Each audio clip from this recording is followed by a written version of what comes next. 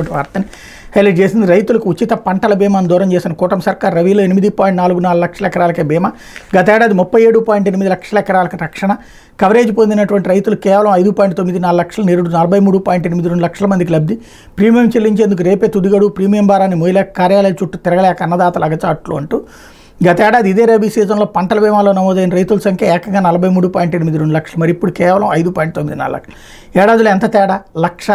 లక్షల ఎకరాల లక్షలాది మంది రైతన్నల బీమా రక్షణకు దూరమై గాల్లో దీపంలో సాగు చేయాల్సిన దుస్థితి నెలకొంది. గత 5 ఏళ్ళు అన్నదాతలపై పైసా భారం పడకుండా డాక్టర్ వైఎస్ఆర్ ఉచిత పంటల బీమా పథకాన్ని వైఎస్ఆర్సీపీ ప్రభుత్వం అమలు చేసింది. ఎక్కడా తిరగాల్సిన అవసరం లేకుండా ఈ క్రాప్ ప్రామాణికంగా గ్రామంలోనే పని పూర్తయ్యేది. నోటిఫై చేసిన ప్రతి పంటకు సాగు చేసిన ప్రతి ఎకరాకి 100% యూనివర్సల్ కవరేజ్ కల్పిస్తూ పంటల బీమా కల్పించారు. అర్హులైన ప్రతి ఒక్కరికి పథకంతో ఉచితంగా లబ్ధి చేకూరేది. రైతన్నలు నిశ్చింతగా పొలం పనుల్లో నిమగ్నం అయితే కావాల్సిన కాగితాలు మిగతా ప్రక్రియ విషయాన్ని గ్రామ సచివాలయాలు వాలంటీర్ దగ్గరుండి చూసుకునేవాళ్ళు.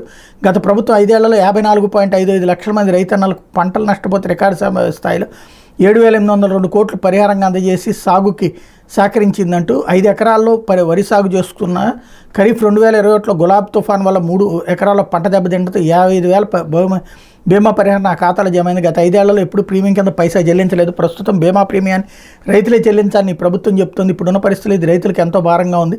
మా తరపున ప్రభుత్వమే ప్రీమియం చెల్లించి ఆదుకోవాలంటూ విజయనగరం జిల్లాకు సంబంధించిన రైతు చెప్పాడు అన్నట్టు స్టేట్మెంట్ని హైలైట్ చేశారు.